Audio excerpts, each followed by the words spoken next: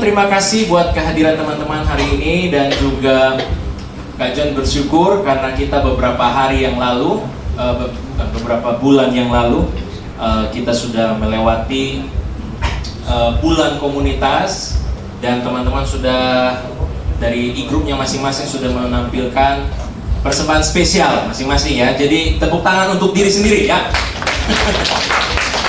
Ya. Yang terakhir Kak John nggak sempat bisa hadir tanggal 29 kalau nggak salah ya, tanggal 29 waktu itu preman yang tampil ya.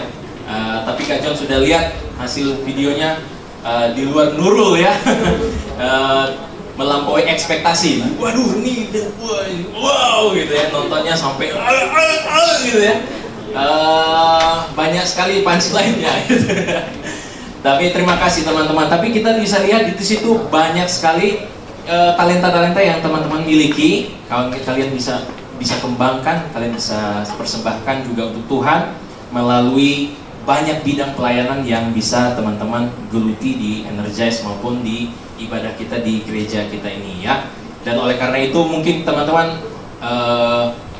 jangan takut kalau sekiranya nanti waktu di harnas ya misalnya terus ditarik untuk bisa melayani gitu ya. Tapi karena memang kita akan butuh juga banyak tenaga-tenaga ya, SDM untuk bisa tampil melayani, perform di gereja kita ya, dalam acara-acara lebih khususnya seperti itu ya. Oke, baik. Lalu yang berikutnya, setelah Kak John ucapkan terima kasih untuk teman-teman yang sudah PSE, persembahan spesial e-group, Kak John juga mau sama-sama kita bersyukur karena beberapa waktu yang lalu kita dari Energize dan juga dari misi departemen misi Batu Tulis sudah melakukan mission trip di Kalimantan Barat, dan kita mengadakan youth camp di sana. Ini pengalaman pertama sebenarnya youth camp dengan dua panitia jarak jauh, kita LDR gitu ya, dari Jakarta dengan dari Kalimantan Barat, lalu on the spot langsung di sana baru kita bisa melayani bersama-sama. Ini betul jam saya cuma 30 menit kan? Terima kasih ya teman-teman ya. Biasanya 40 menit. Oh belum ya? Oh, oke, tidak apa-apa. Bisa minta video dulu, ada video recap. Ini mungkin sederhana saja, teman-teman bisa lihat nanti videonya.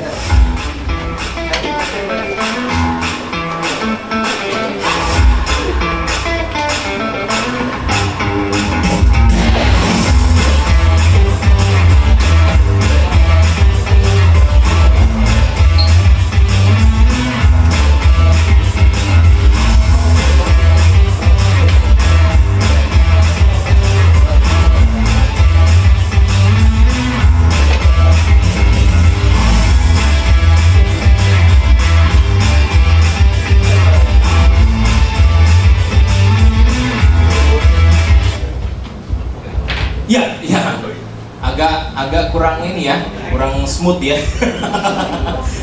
Ya, jadi itu kegiatan kita di sana, kurang lebih sekitar 150 anak muda yang tergabung dari 3 wilayah di Kalimantan Barat 2 bisa hadir dalam youth camp Get Closer di apa nama kotanya? Sekadau ya, di Sekadau bersama-sama dengan tim.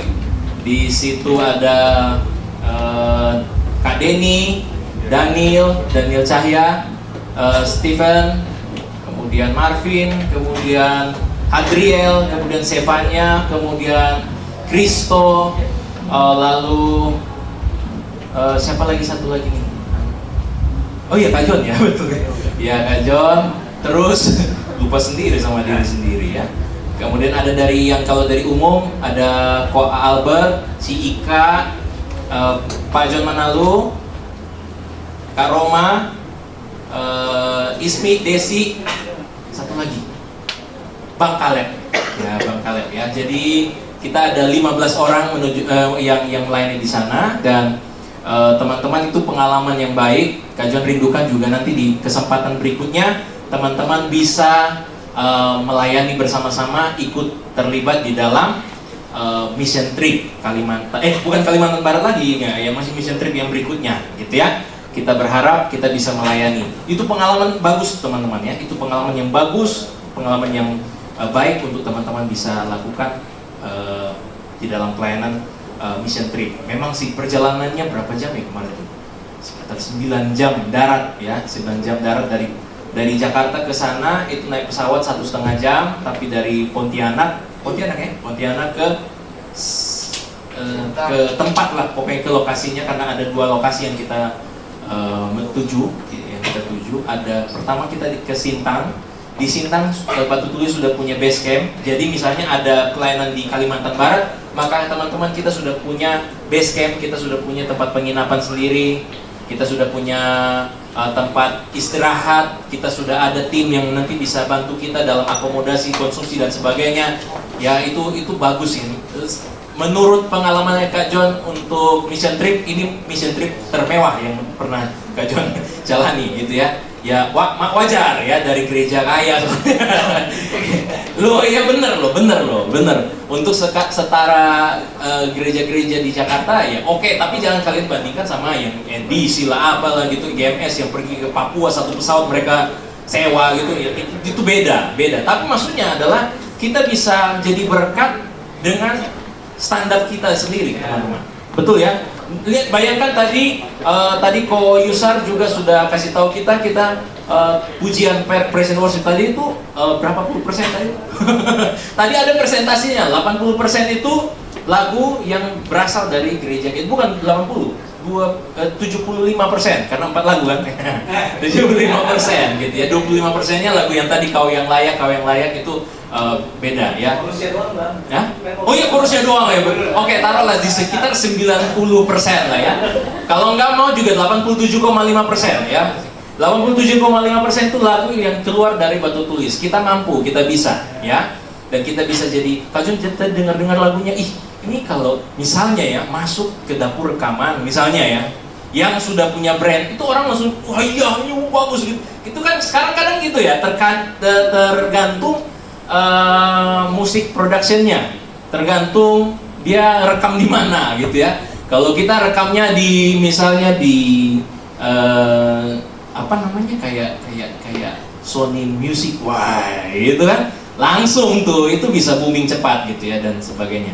Tapi bukan berarti kita kalau mau rekam sendiri kurang booming, tidak, karena memang mesti kita yang harus viralkan, mesti kita yang terus konsumsi. Ini Kak John dorong teman-teman kita punya berapa lagu yang sudah launching ya, kok juga 5 ya, yang album yang kali lalu 5. Nah 5 ini bisa kita terapkan di ibadah-ibadah kita, bisa dong, bagus-bagus loh, video klipnya aja bagus ya. Nah, ada teman-teman kita yang turut ambil partisipasi dalam video klip. Oke, baik, kita akan langsung saja ke dalam tema kali ini. Nah, kita masuk dalam tema yang baru, teman-teman. Yes, kita masuk tema yang baru. Apa tuh gitu ya. Nah, teman-teman mungkin bisa lihat di poster kita masuk ke tema bulan Juli, yaitu Upside Down. Jadi kok bolak-balik. Nah, welcome to the kok bolak-balik life gitu ya. Dunia yang penuh dengan keterbolak-balikan. Apaan sih itu ya? Jadi dengan ini ya coba kita lihat intro sermonnya. The world says you're blessed if you're rich, strong, famous, and in control. But Jesus flips the script with a way that turns it all upside down. He says, "Blessed are the poor in spirit, those who grieve, the gentle, and those who hunger and thirst for righteousness." In his kingdom, strength is born from weakness, glory rises through suffering, and joy is found in the midst of tears. Blessed are the kind, it's the pure-hearted, the peacemakers, and those who get hated for doing right. Energize people. This is not the happiness the world offers, but this is joy from heaven. This is the upside-down life, yet truly right. Ya, ini sermon series kita yang terbaru di bulan Juli ya, Upside Down. Ini bukan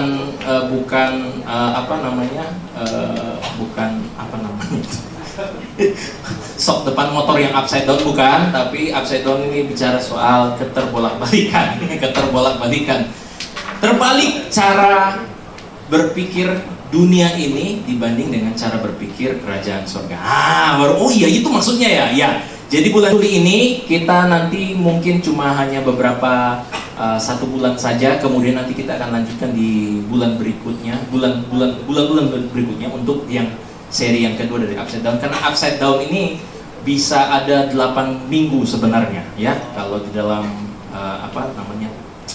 rancangan itu seharusnya ada 8 minggu, dan kita berpedoman dari Matius 5. Itu teman-teman pasti tahu Matius 5 itu bicara tentang khotbah Yesus di bukit, ya, khotbah Yesus di bukit. Kita hanya untuk Upside Down ini kita hanya fokus kepada perikop yang pertama, ya, khotbah Yesus di bukit tentang ucapan berbahagia. Nah, ucapan berbahagia. Kita akan sama-sama perhatikan langsung saja di slide kita, dan yang bagian yang pertama dari seri Upside Down ini adalah poor in spirit atau miskin di dalam roh harusnya, tetapi di dalam terjemahan baru itu miskin di hadapan Allah. Dikatakan di dalam Matius 5 ayat 3. Next.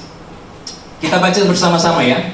Kita baca bersama-sama 2, 3. Berbahagialah orang yang miskin di hadapan Allah, karena merekalah yang mempunyai kerajaan sorga. Berbahagialah. Jadi ada kata ucapan berbahagialah. Ini ada 8, setidaknya ada 8 ucapan kata berbahagialah. Dan berbahagia yang pertama di sini yang akan kita telusuri. Di sini perhatikan teman-teman, berbahagialah, tapi nanti akan dikontraskan dengan, akan ditabrakkan dengan siapa yang disebut sebagai orang yang berbahagia.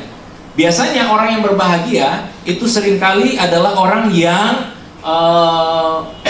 berpikir kalau di dunia ini prinsip-prinsipnya adalah, ya saya kalau saya kaya saya pasti bahagia, kalau saya terkenal pasti saya bahagia, kalau saya punya kontrol, kalau saya pegang kendali, kalau saya punya kuasa. Itu kalau di intro sermon tadi di situ disebutkan, kalau saya pegang kendali, kalau saya bisa menguasai orang atau menguasai keahlian atau menguasai apapun, maka saya pasti sukses, saya pasti diberkati, saya pasti bahagia. Tetapi di dalam ajaran Tuhan Yesus Kristus, khotbah Yesus di atas bukit, dikatakan bahwa rupanya itu upside down, terbalik. Apa yang dunia pandang sebagai sesuatu yang bahagia dan sukses, atau yang disebut dengan diberkati, yaitu melalui ketenaran, melalui koneksi, melalui kekayaan, melalui bakat dan sebagainya, rupanya itu bukanlah kebahagiaan yang sejati. Dan rupanya kebahagiaan yang pertama adalah orang yang berbahagia adalah orang yang miskin di hadapan Tuhan.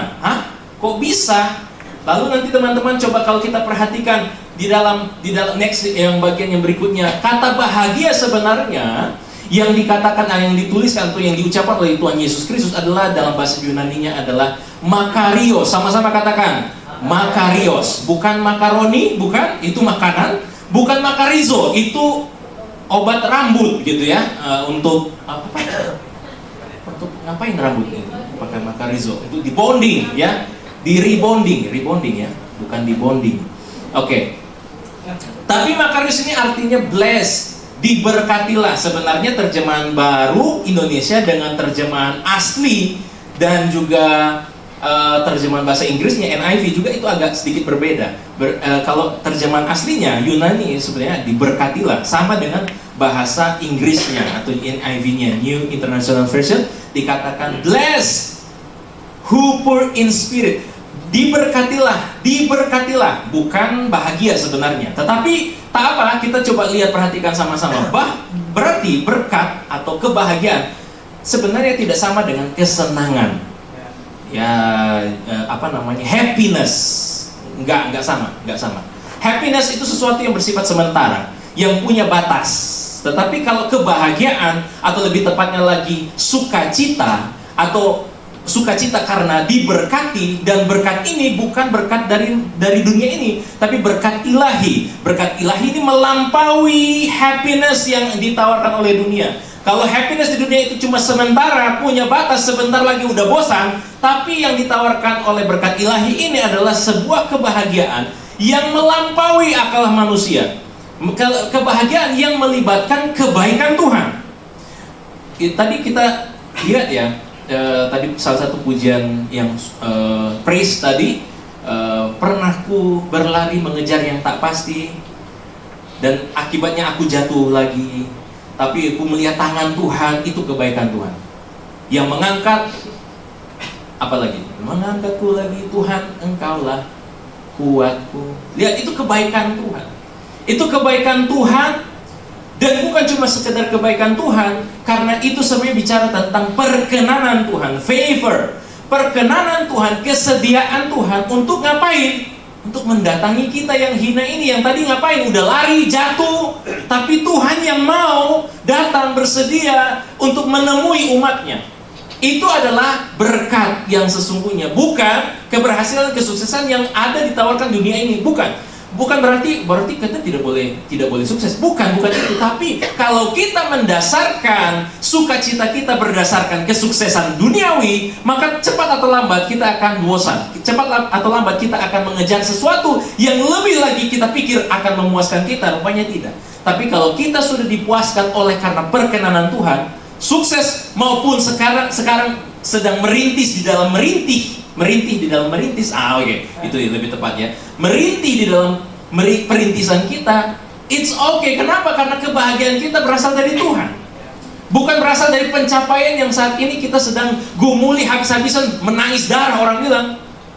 Tapi kita pun menangis darah, kita berjuang tuh bukan karena mau mengejar sesuatu yang belum pasti, tetapi karena kebaikan Tuhan yang sudah menopang kita, yang terus menopang kita. Amin ya. Next, yang berikutnya, teman-teman, makanya ini yang disebut, ini yang dikatakan oleh Alkitab. Sebenarnya sepanjang Alkitab bicara soal berkat Tuhan, itu Tuhan tidak menspesifikkan bahwa berkatnya itu dalam bentuk atau wujud fisik, atau dalam wujud sesuatu yang di dalam bayangan kita. Contoh misalnya, Tuhan memberkati engkau dengan memberikan engkau rumah. Nah itu kan langsung spesifik gitu ya. Dengan memberikan engkau kendaraan, dengan memberikan engkau gadget terkini, dengan memberikan engkau posisi yang baru nyodorin CV langsung jadi manajer. Enggak, itu bukan berkat yang Tuhan janjikan.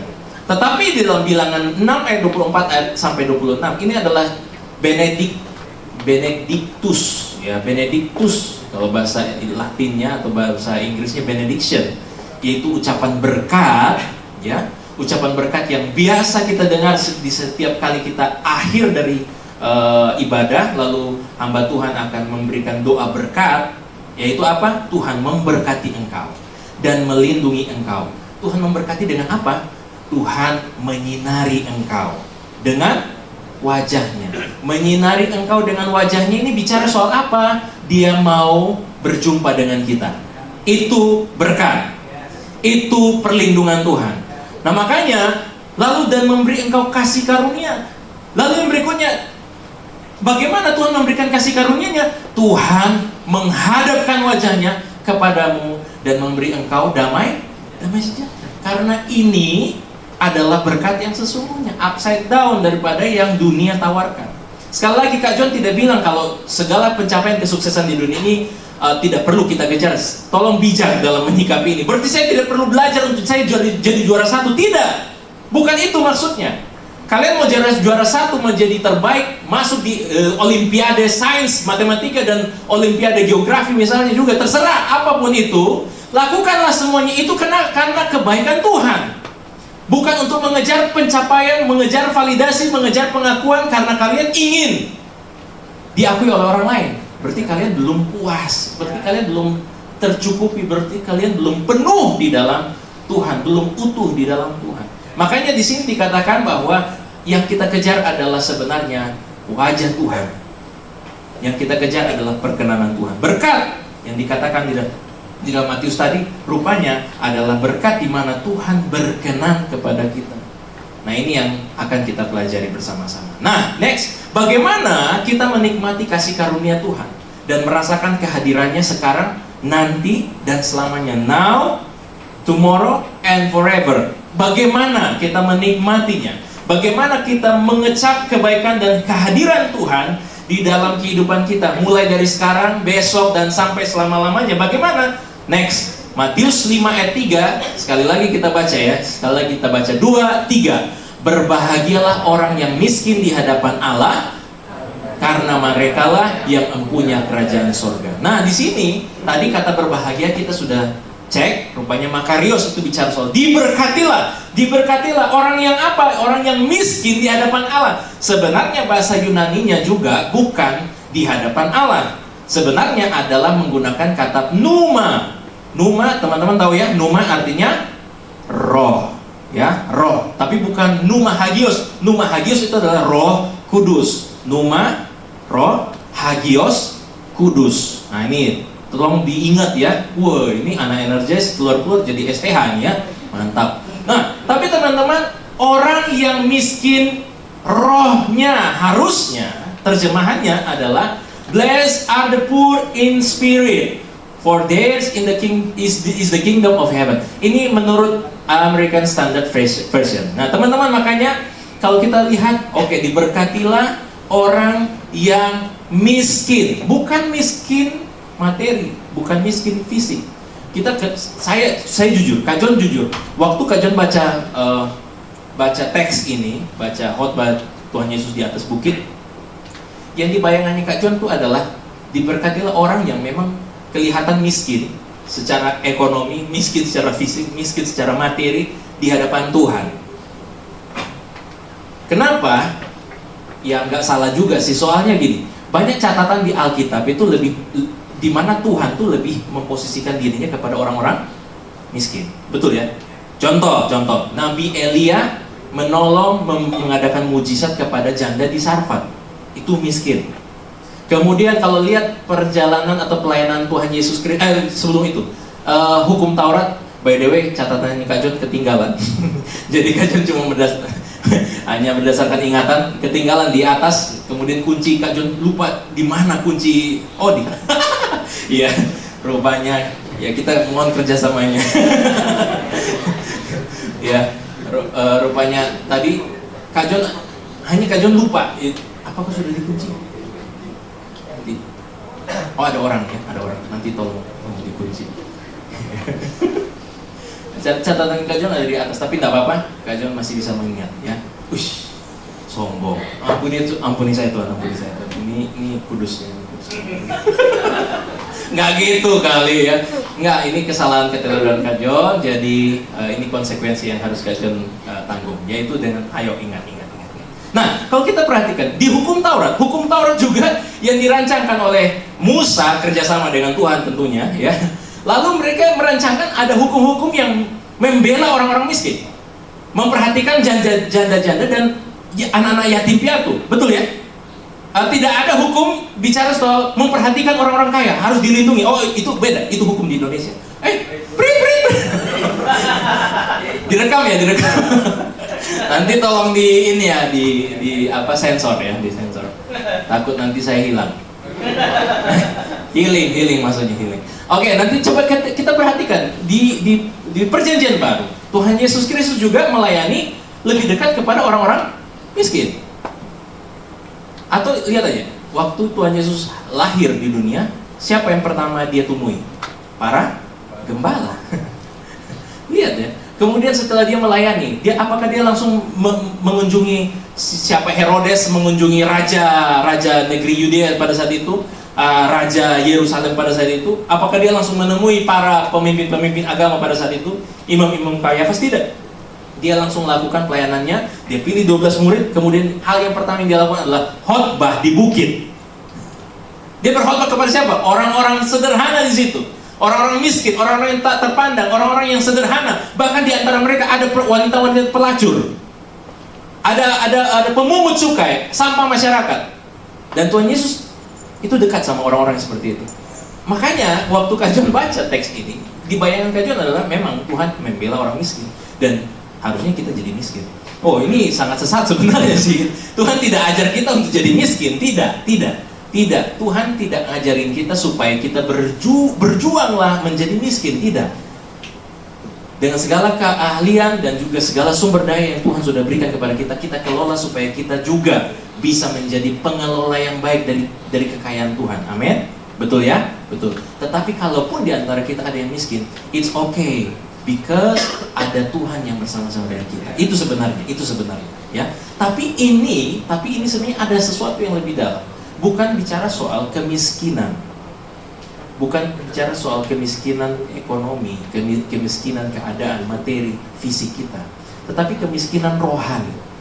Nah ini agak-agak berbeda nih. Banyak seringkali kita berpikir bahwa kita tidak boleh miskin rohani. Kita harus memperkaya kerohanian kita. Betul juga sih, betul. Dan ini sejalan dengan ajaran para rabi pada saat zaman Yesus. Pada saat zaman Yesus itu, banyak rabi yang bilang, terkutuklah orang-orang miskin dan diberkatilah orang-orang kaya. Perkayakanlah dirimu supaya engkau bisa memuliakan Tuhan dengan kekayaanmu. Sounds good, betul. Kedengarannya kayaknya baik karena kita bisa melayani Tuhan, memuliakan Tuhan dengan kekayaan. Iya, tapi ada keterkutukan kemiskinan tadi itu wah, ini sejalan dengan teologi prosperity saat ini di dalam gereja-gereja yang menganut paham kemakmuran bahwa kalau kita miskin itu karena ada dosa. Nah ini teman-teman tidak, ini salah, ini pemikiran yang salah. Sebenarnya kalau Tuhan Yesus Kristus katakan di sini miskin rohani, sebenarnya bicara soal bagaimana kondisi kita di hadapan Tuhan yang sesungguhnya. Next, coba kita lihat, perhatikan ya. Tapi kajian mau lanjutkan dulu bahwa sebenarnya kalau kita perhatikan, nah ini gara-gara tidak ada catatan, ada yang kajian lompatin. Karena tadi kita lihat sepertinya Tuhan Allah berpihak kepada orang-orang miskin, dan seakan-akan, dan banyak juga catatan-catatan di Alkitab dikatakan bahwa susah alangkah sukarnya orang beruang, bukan beruang ya, bukan tapi orang beruang, orang kaya masuk dalam kerajaan sorga. Nah ini jadi warning, betul sih, selain daripada Tuhan memang sangat berpihak kepada orang-orang yang lemah, orang-orang yang miskin, orang-orang yang sederhana, orang-orang yang tertindas, betul. Ini juga jadi warning kepada kita. Walaupun kita bilang kita jangan jadi miskin, Tuhan tidak mengizinkan kita untuk ayo berjuang habis-habisan supaya kita jadi miskin. Tidak. Tuhan tidak ajarkan seperti itu. Hanya ini jadi peringatan bahwa ada benarnya. Seringkali kekayaan membuat orang itu menjauh dari Tuhan. Ini teman-teman. Kajian bukan lagi berpihak juga kepada orang-orang yang lemah saat ini, tapi kajian mau warning kepada teman-teman yang mungkin hari ini menikmati privilege terlalu banyak. Misalnya sekolah di sekolah yang mahal, yang satu semesternya aja itu upah atau gaji UMR berapa kali gitu. Ya, mungkin UMR setahun. Buset, itu sekolah apa itu? Oh ada ya? Ada. Sekiranya kalau ada juga di batu tulis, silakan ya nanti introspeksi diri. Maksudnya begitu, tidak salah. Silakan nikmati segala privilege yang sudah disediakan oleh nenek moyang kalian. Ya, iya dong. Karena mungkin ada kontribusi dari nenek moyang kita yang sebelumnya sudah jadi pengusaha hebat gitu. Kalau dia 7 naga kan? 9 ya, kurang 2. kurang 2, salah nih. Kalau dia anggota keluarga dari 9 naga, nah itu kan dari nenek moyang itu, ya. Silakan nikmati privilege yang kalian miliki, tapi ingat perhatikan. Kalau kalian yang bisa menikmati, ya segala fasilitas, keluarga punya mobil 10, rumah ada 15, ya, rumah anjing maksudnya, bukan, maksudnya rumah tempat tinggal, villa punya 3, wah 3 kurang tuh 5 lah, oke terserah. Pokoknya apapun segala privilege yang kalian miliki, ya meski kalian sampai sekarang masih kontrak, ya. Tapi tidak apa-apa, ingat, perhatikan bahwa seringkali kekayaan membuat kalian jauh dari Tuhan, ya. Itu sebenarnya kenapa Kak John lebih dekat ke Tuhan. Oh, enggak juga, bukan. Itu tidak jadi jaminan. Banyak sekali orang yang sederhana, sudah sederhana, miskin, udah hidupnya liar, terus tidak kenal Tuhan lagi. Itu kasihan sekali. Tapi lebih baik adalah sebenarnya apapun keadaan kita, entah kalian terlahir di dalam kekayaan atau kalian terlahir bukan sebagai pewaris tetapi perintis, gitu ya. Apapun itu, kalian jangan lupa segala sesuatu berasal dari Tuhan. Jangan tinggalkan Tuhan. Amin. Tolong ya, tolong. Karena Kak John melihat memang banyak sekali kita di sini. Wah, kenapa Kak John tadi bilang Batu Tulis gereja kaya kan? Selama ini Kak John mission trip, tidur di tanah, makan Indomie, walaupun kita juga makan Indomie sih sebenarnya, itu makan kata POPMI, tapi POPMI itu kita sediakan gitu ya, kita disupport dan sebagainya. Jalan ke desa naik truk gitu, kadang truknya banyak kempes gitu, kemudian kita harus jalan kaki dan sebagainya. Ini naik pesawat, wow. Ini mission trip pertama Kak John yang mewah, yang menurut Kak John. Mungkin bagi kalian sudah biasa.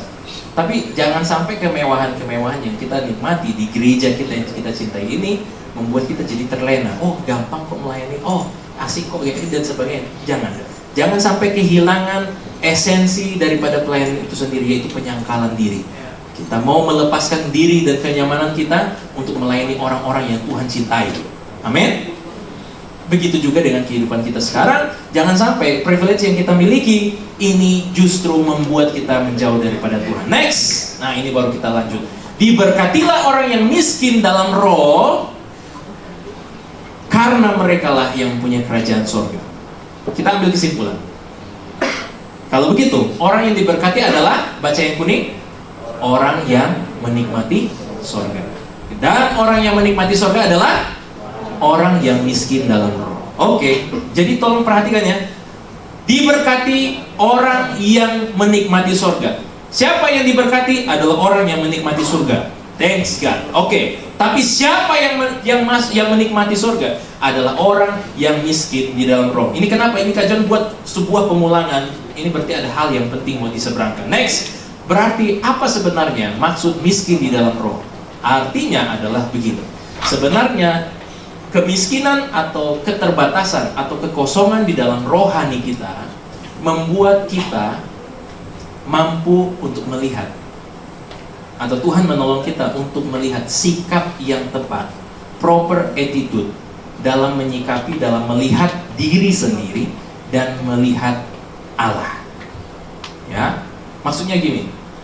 Kadangkala kalau kita merasa diri kaya, mampu, kita merasa diri hebat. Ya nggak jauh beda sama Babel kan? Kita melihat diri kita sebagai orang yang kuat dan kita melihat Allah sebagai pihak yang saya tidak butuh kamu. Bisa paham ya? Nah, demikian juga miskin di dalam roh sebenarnya adalah karunia Tuhan. Sebenarnya itu adalah kasih karunia Tuhan yang Tuhan taruhkan dalam hati kita untuk kita mampu melihat diri sendiri dan melihat Allah. Apa maksudnya? Next. Kita lihat yang pertama, sikap yang tepat terhadap diri sendiri. Miskin dalam roh sebenarnya adalah sikap yang tepat dalam melihat diri sendiri. Maksudnya seperti apa? Kita perlu melihat diri kita ini sebagai seorang yang menanggung utang dosa. Kita harus melihat bahwa diri kita, karena kita ini manusia-manusia yang dikuasai oleh kedagingan dan jatuh di dalam berbagai-bagai dosa, kita tahu konsekuensi. Konsekuensinya adalah kita menjadi ciptaan yang rusak,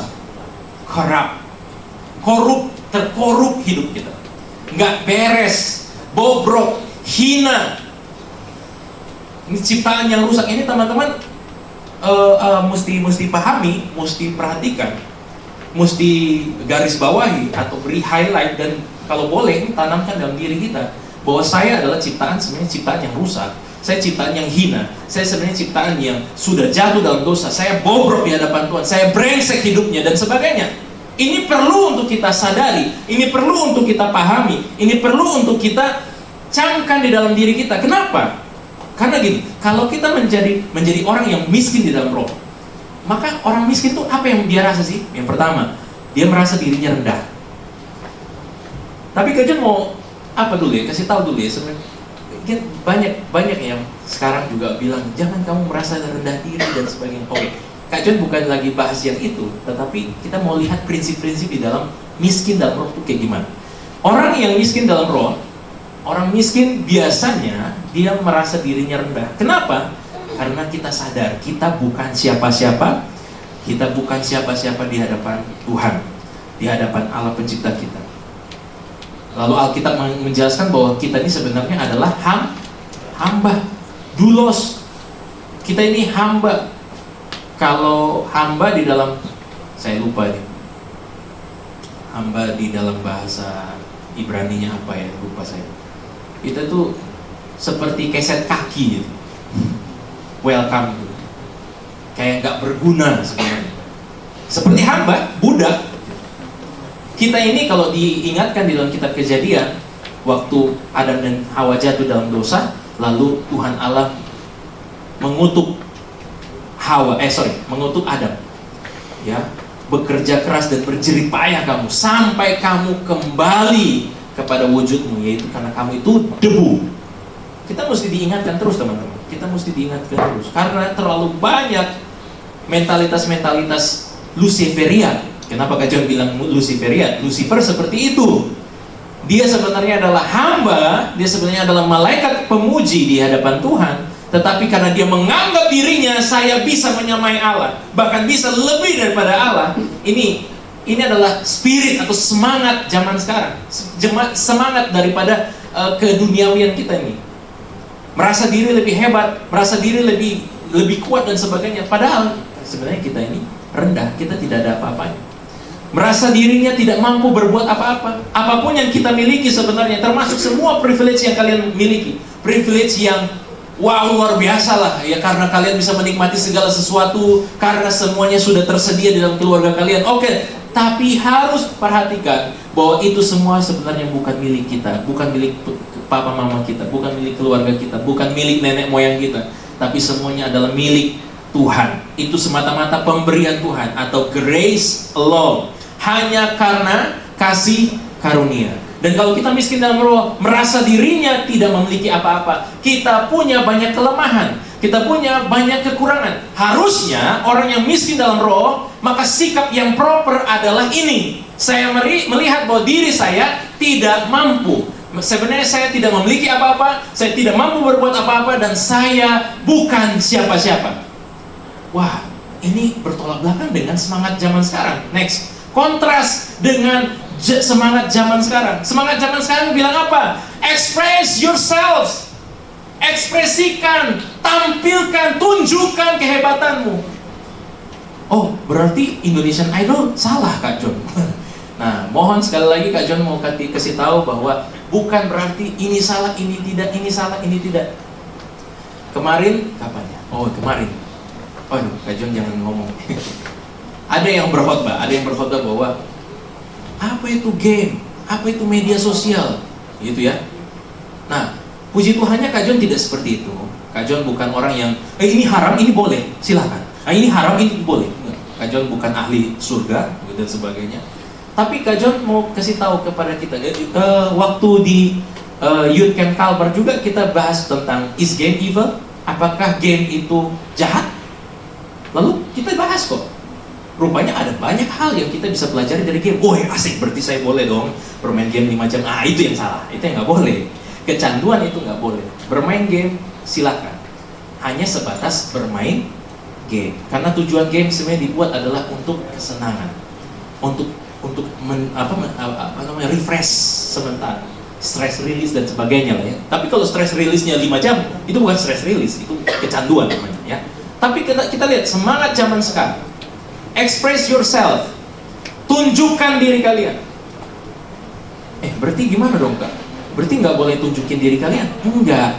Masalahnya gini teman-teman, ada pemahaman yang berbeda. Waktu kita menunjukkan diri, kita sebenarnya mau mengatakan kepada dunia, gue hebat.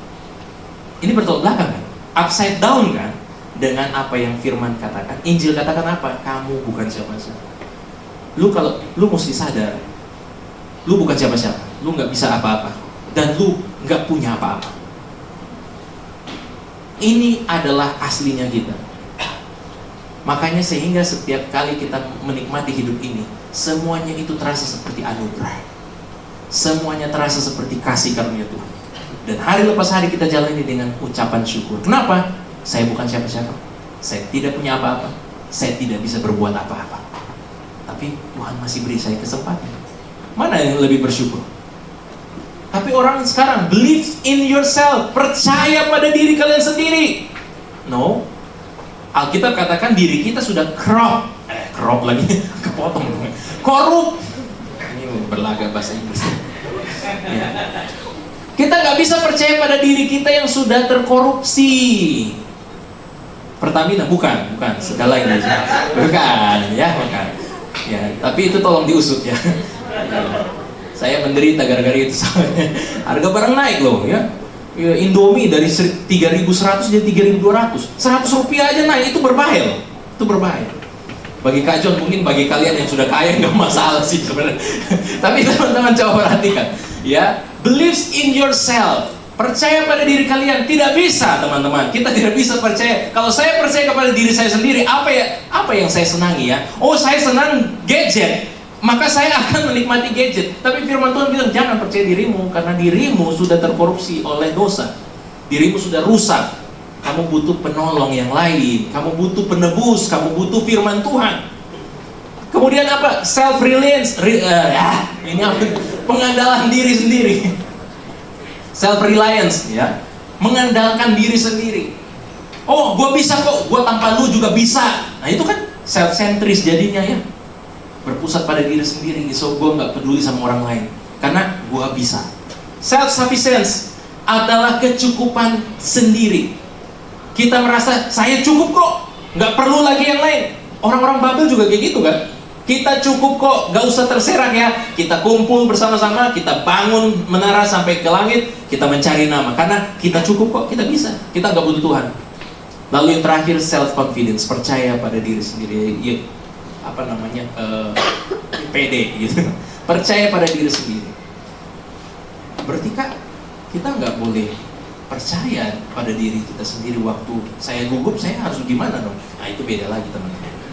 Itu berarti kalian harus berlatih. Kalau kalian memang ditempatkan di satu posisi yang mengharuskan kalian berbicara kepada banyak orang, berarti kalian mesti berlatih untuk menjaga kegugupan kalian. Jangan sampai tremor kalian tuh kelihatan banget, sampai kamera juga, wih tremor banget nih ya, gitu. Jangan. Tapi teman-teman coba perhatikan. Ya sama Kak John juga. Tadi awal-awal naik juga itu tetap ada gugupnya. WL yang melayani di Energis tetap ada gugupnya kan di awal-awal. Kadang kan ngeblank gitu, tapi Tuhan tolong. Gitu kan ada. Jangan gitu. Yang singers di belakang juga kan gitu. Kak John pernah main musik itu, sambil main musik ngeblank. Apa ya? Ngeblank semua. Kenapa? Ya karena ada faktor gugup, ada faktor. Karena kenapa? Kita nggak bisa apa-apa. Kita mesti disadarkan, iya memang saya terbatas, memang saya punya banyak kekurangan, memang saya ini lemah. Kalian mesti terus disadarkan. Kalau semangat zaman ini sebenarnya membuat supaya kalian percaya pada diri, jangan percaya pada kekuatan di luar diri kalian. Kekuatan di luar dari diri kalian itu siapa? Kekuatan Tuhan. Jangan percaya kekuatan Tuhan, Tuhan itu dongeng. Itu semangat zaman sekarang, spirit zaman sekarang. Tapi Alkitab perhatikan. Alkitab katakan kepada kita, jangan percaya pada dirimu sendiri, karena dirimu sudah terkorupsi dengan dosa.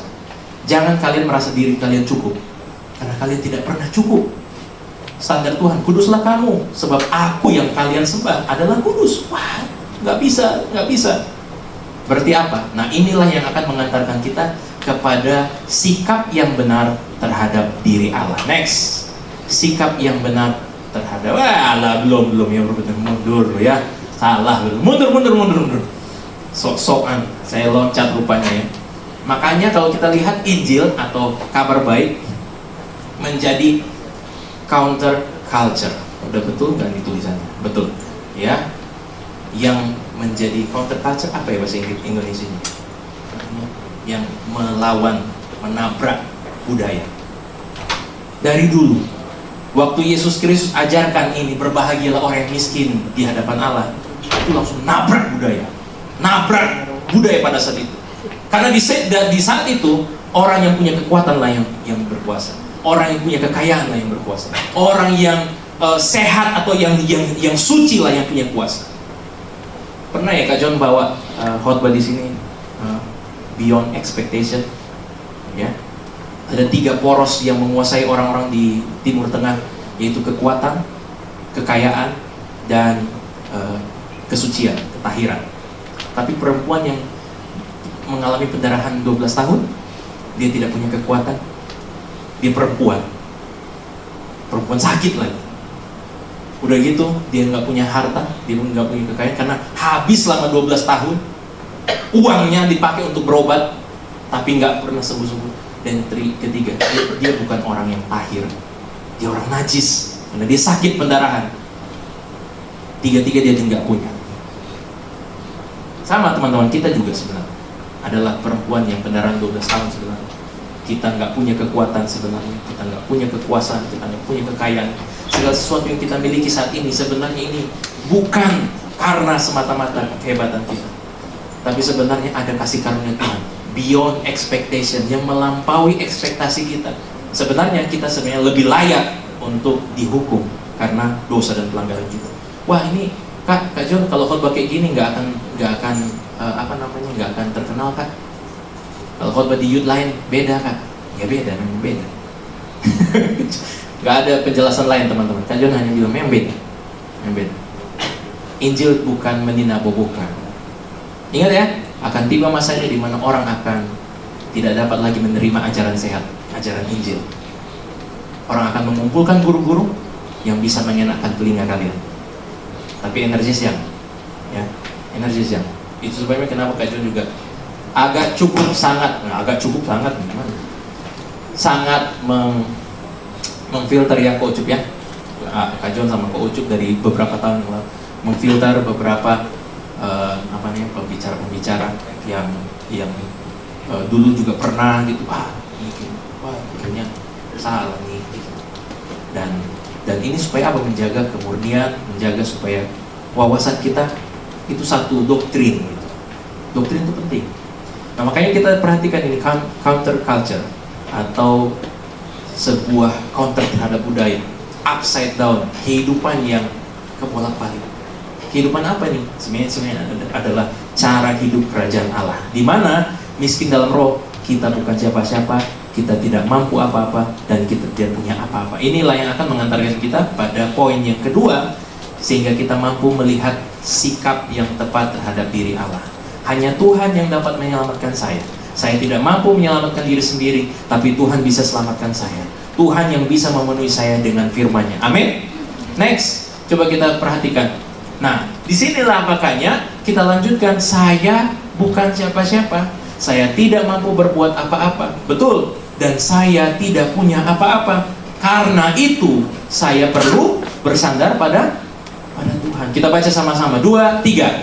Saya bukan siapa-siapa. Saya tidak mampu berbuat apa-apa. Dan saya tidak punya apa-apa. Karena itu, saya perlu bersandar kepada Tuhan. Saya perlu bersandar kepada Tuhan. Tanpa bersandar kepada Tuhan, teman-teman, kita akan tergerus oleh budaya zaman sekarang. Dan akhirnya kita hilang di balik kemewahan atau gemerlapnya kesuksesan dunia. Tetapi sementara itu kita sedang ditarik dalam kebinasaan. Ya, itu yang terjadi di jemaat di Laodikia, yang di Wahyu 3 ayat 17 sampai 18. Tidak usah dibuka. Karena jemaat di Laodikia, mereka bilang, kami kaya, kami makmur, dan kami tidak berkekurangan apapun. Tapi Tuhan Yesus mengecam mereka dan memberitahu bahwa mereka sebenarnya kamu itu miskin. Kamu itu tidak punya apa-apa. Kamu itu tidak mampu berbuat apa-apa. Kamu bukan siapa-siapa. Sehingga lalu Tuhan Yesus kasih solusi. Kamu harus membeli dari aku, dari Yesus, emas yang dimurnikan dengan api, sehingga kamu bisa menjadi kaya. Kaya di dalam Tuhan. Amin. Jadi miskin roh tadi itu adalah semacam pintu untuk membawa kita kepada kekayaan Kristus. Amin. Kekayaan Kristus apa? Sekali lagi bukan bicara soal materi, tapi kepenuhan, kecukupan, keutuhan di dalam Kristus. Kita nggak lagi mencari pengakuan, kita nggak lagi mencari validasi, kita tidak lagi mencari segala bentuk menonjol-nonjolkan diri di dunia ini, tapi karena kita sudah diterima oleh Tuhan, kita sudah dihargai oleh Tuhan, kita sudah diselamatkan oleh Tuhan, sehingga kita menjadi orang-orang yang berharga di hadapan Tuhan. Amin. Next, dan yang terakhir teman-teman, justru sikap dasar dari bahagianya kebahagiaan sorgawi ini justru ditemui di dalam perumpamaan doa seorang pemungut cukai dan doa seorang Farisi. Pernah dengar? Pernah dengar nggak? Ini package-nya ngapain aja nih? Harusnya pernah dengar nih, gitu ya. Iya, tapi Kak John juga introspeksi. Selama 2 tahun ini Kak John belum pernah ngajar ini. doa pemungut cukai dan doa orang Farisi kepada anak-anak tunas remaja. Kalau ini baru pertama kali kalian dengar, tolong perhatikan. Waktu itu Tuhan Yesus mengajar satu buah perumpamaan tentang orang yang berdoa. Ada dua orang, yaitu orang Farisi dan satunya lagi pemungut cukai. Tahu ya, orang Farisi berarti ahli agama, orang pemungut cukai berarti sampah masyarakat. Orang Farisi ini berdoa, datang, dia masuk ke dalam sinagog, dia masuk ke dalam rumah ibadah, lalu dia berdoa, Tuhan, aku bersyukur karena Engkau mengasihiku, karena aku diterima sebab aku ini suci, aku ini hidupku kudus, aku melayani Engkau, aku beramal, aku melakukan segala sesuatu untuk memuliakan Engkau. Wow, doanya sounds good, kayaknya terdengar baik gitu ya, terdengar bau. Wow, dia melayani, dia hebat sekali. Tetapi orang pemungut cukai itu, dia tidak masuk ke dalam rumah ibadah karena dia merasa tidak layak. Lalu dia berdoa dari balik pintu rumah gerbang, pintu rumah sinagog tadi, rumah ibadah tadi. Lalu dia bilang, Tuhan, dia sambil pukul-pukul dadanya, Tuhan, kasihanilah aku, orang berdosa ini. Siapa kira-kira doa yang dijawab oleh Tuhan? Doa siapa yang didengarkan oleh Tuhan? Tentu doa orang yang sadar bahwa dirinya tidak mampu, dia tidak punya apa-apa, dia bukan siapa-siapa. Karena itu dia bersandar kepada Tuhan. Amin. Amin. Makanya janji yang berikutnya dikatakan, siapa yang meninggikan diri akan direndahkan, tapi siapa yang merendahkan dirinya di hadapan Tuhan akan ditinggikan oleh Tuhan. Amin ya. Nah, ini jadi sebuah pedoman bagi teman-teman semua. Next, terakhir ini janji terakhir. Udah kedip-kedip tadi pertama. Kalau dunia berkata, percayalah pada diri sendiri, tapi ketika kita belajar di dalam kebenaran firman Tuhan, karena Injil, kita bukan percaya pada diri, tapi kita percaya pada Tuhan, dan tidak bersandar pada pengertian kita sendiri. Kalau dunia berkata, tunjukkan pada dunia kamu hebat, tapi karena Injil, kita katakan, saya kalaupun hebat, itu semua karena Tuhan, bukan saya. Itu semua hanya karena kasih karunia Tuhan. Segala yang kita punya, segala yang kita bisa, semua berasal daripada Tuhan. Ini terus diingatkan teman-teman, sehingga pencapaian yang kalian dapat tidak membuat kalian jadi sombong dan melupakan Tuhan. Ya. Lalu kalau dunia berkata, dengar kata hatimu, andalkan dirimu saja. Tapi karena Injil kita belajar, kita tidak bisa berbuat apa-apa dengan diri kita sendiri. Kalau tanpa Tuhan, saya tidak bisa buat apa-apa. Tanpa Tuhan, saya bukan siapa-siapa. Tanpa Tuhan, saya ini tidak punya apa-apa. Oleh karena itu, karena Injil, kita hanya bisa bertumbuh dan berbuah kalau kita tinggal di dalam Tuhan. Amin. Ya, semoga ini jadi kekuatan bagi teman-teman di tengah-tengah situasi zaman sekarang yang meneriaki, menyoraki orang-orang yang hebat, orang-orang yang sukses, dan semua kita mengejar standar TikTok gitu ya, standar Instagram, standar media sosial. Oh, yang cantik tuh yang kayak gini. Oh, yang kaya tuh yang kayak gini. Oh, yang populer tuh yang kayak gini. Ya. Adiknya Kak John pernah bilang sama Kak John, Bang, kalau abang khotbah terus kayak gitu, abang tidak akan dipanggil di radio. Ya benar sih, sampai sekarang belum pernah dipanggil radio sih. Benar juga sih, betul. Kalau abang khotbah kayak gitu, abang nggak pernah bisa diundang, nggak banyak dapat undangan ke gereja-gereja. Kesempatan untuk mengabarkan Injil kan jadi berkurang. Wih, ada benernya juga nih. Tapi maksudmu gimana? Ya abang khotbah lah yang lucu-lucu. Terus khotbah yang jangan keras-keras, yang lembut-lembut saja. Wah, ini udah salah nih. Rupanya adik kandung saya juga sesat nih. Lempar dia, rajam. Enggak, jangan, itu udah jahat. Tapi teman-teman, di sini Kak John mau kasih tahu, ya kita nggak mau kejar famous sih, ya nggak perlu sih. Kalau mau kejar famous sebenarnya mungkin Kak John bisa aja fokus aja di situ ya. Maksudnya ya fokus aja untuk hal-hal seperti itu. Gampang kok rancang kayak gitu, macam kayak stand up comedy kan, bikin bahan. Naskah khotbah kan macam kayak bikin naskah materi stand up comedy. Terus kita bisa tampil, bikin naskah yang baru, tampil lagi tempat lain, diundang lagi di kafe mana, tampil lagi, dan sebagainya. Kan kayak gitu juga khotbah, gampang. Tapi apakah itu membagikan Injil? Kak John rasa sih sepertinya tidak. Sehingga walaupun saya tidak jadi terkenal, dan ngapain juga jadi terkenal, ya. Tapi buat apa? Tapi yang kita kejar adalah Tuhan berkenan kepada kita. Amin. Oh, ini banyak yang angguk-angguk ya. Walaupun aminnya kurang, nggak apa-apa, nggak apa-apa, nggak masalah. Tapi angguk-angguk, iya, iya. Teman-teman mungkin sekarang ditekan dari berbagai arah. Kamu harus jadi yang pertama, kamu harus begini dong, kamu harus begini dan sebagainya. Ya, akhirnya kita jalani hidup ini dengan lelah gitu ya, capek. Saya harus jadi pribadi yang bukan diri saya. Tapi kalau di hadapan Tuhan, kalian bisa jadi apa adanya di hadapan Tuhan. Tuhan, saya ini memang bukan siapa-siapa. Saya ini banyak kelemahan. Saya ini orang yang bobrok loh Tuhan. Ya aku juga tahu, kata Tuhan. Tapi waktu kita mengaku di hadapan Tuhan, di saat itulah kita sebenarnya bisa melihat Tuhan sebagai satu-satunya juru selamat kita. Dan ini adalah pintu utama supaya kalian dan Kak John bisa betul-betul bertobat sungguh-sungguh. Amin. Bagaimana cara kita bertobat sungguh-sungguh? Kalau kita melihat saya miskin di hadapan Tuhan. Amin.